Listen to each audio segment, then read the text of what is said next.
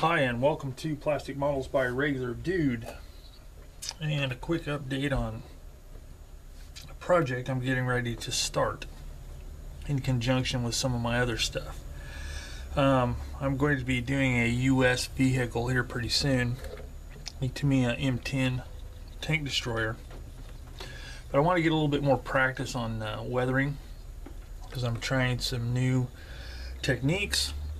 So I want to kind of get those perfected before I dive into that project. Plus I have other aftermarket parts and stuff like that I need to get. So I went down to my local big box hobby retailer and got me an inexpensive kit. The Tamiya M41 Walker Bulldog. As you can see, it was $18 at said shop or store. However, they offer a daily 40% off coupon for one item. So I was able to get this kit really cheap. So I figured it'd be a good test bed for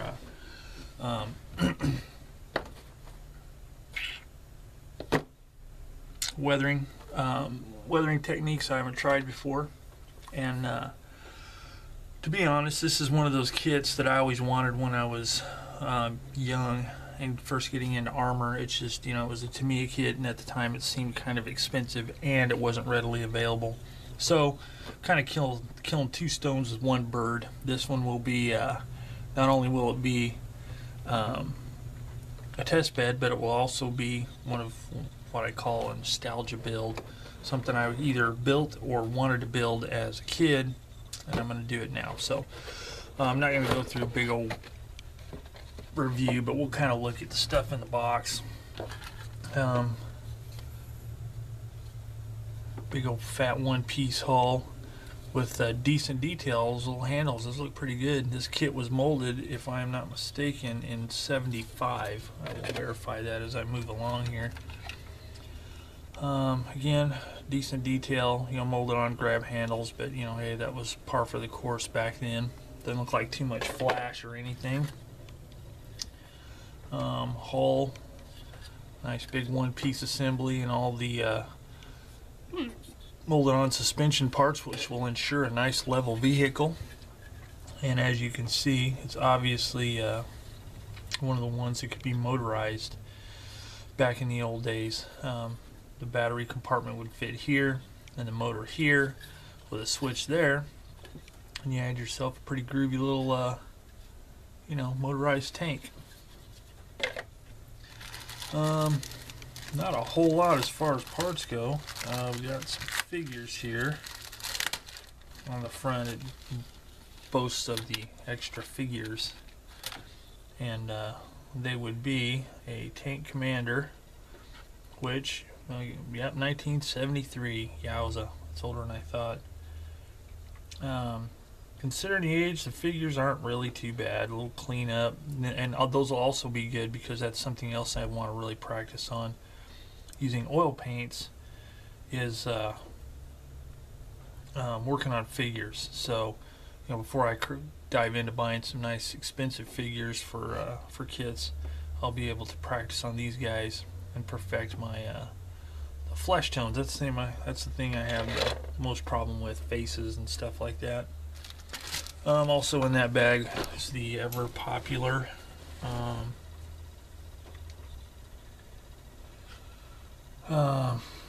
poly sleeves for the wheels for the running gear, which I really do. I've said it in my other videos, I'll say it again. I really like that about the Tamiya kits because it makes it a little easier to spin the wheels as you're painting them. And when you're putting the tracks on, you don't have to worry about snapping stuff off as you're trying to wiggle it, you know, onto the teeth and stuff like that. They just kind of roll and makes it a little easier. But anyway, and interesting to note,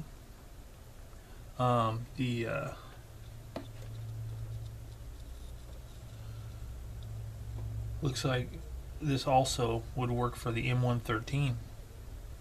That's interesting. That's molded right on that little vinyl-y sprue.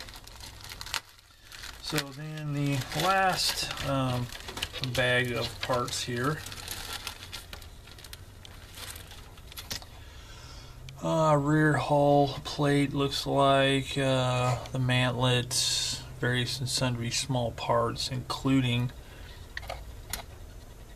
the headlight guards, and those are thin enough. I may try and scratch build some of those out of brass, so that's kind of neat. Two-piece gun barrel, so that'll be fun to clean up and get the seam line taken care of. And then the wheels and the drive sprocket and idlers and return rollers. So I'm noticing here, doesn't look like there's going to be much in the way of mold lines to clean up on these wheels, so that'll be nice. And the ones that there are, it's like right on the edge, so it should be real easy to clean up. It's one of the parts I hate the most. Decals, typical Tamiya decals, kind of a little bit thick. I may use some Archer dry transfers on this one, just so I don't have to deal with all that decal film. Tracks, boy, these are basic.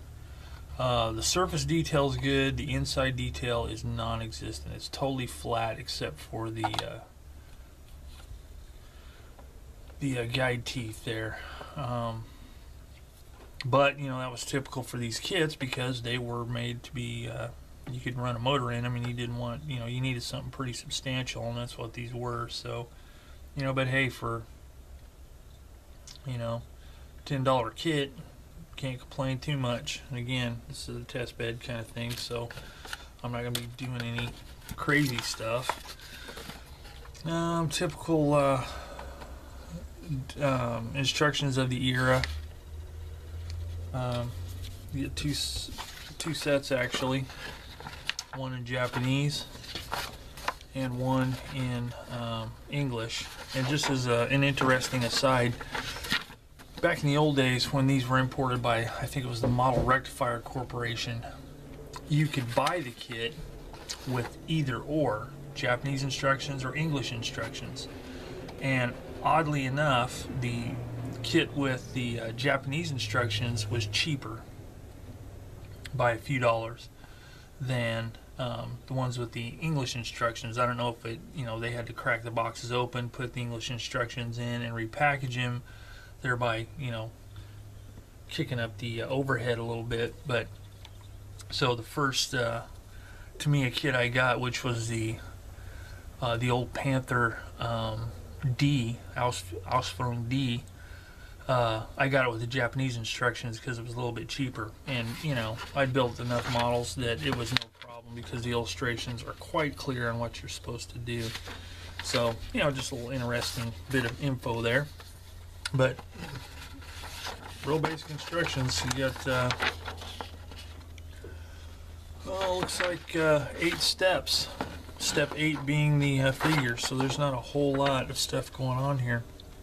Pretty low parts count, but it will be a fun project to do. And I think I'm going to include this in my plastic modeling for beginners, just as an exercise in trying new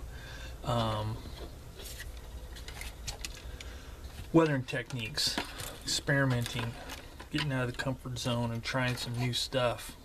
So I think I'm going to do that. So I'm going to include this in my plastic models for beginners series as well, for those who would like to follow along. But it's not going to be a real big emphasis on it. It's not going to be a whole lot of step-by-step stuff.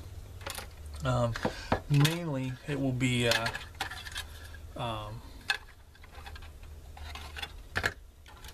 stuff, you know, involving weathering and so on. So that is the plan. So anyway, just thought I'd do that quick video there and show you what's coming up here as kind of a break in between sessions with my big project, which is the FW190. So anyway, that's the M41 Walker Bulldog. Really super cheap kit. Looks like it'll be fun to build. Kind of a relaxing thing. No stress and all that. So with that, I'm going to close. Thanks for joining me on Plastic Models by a Regular Dude, and I will see all of you later.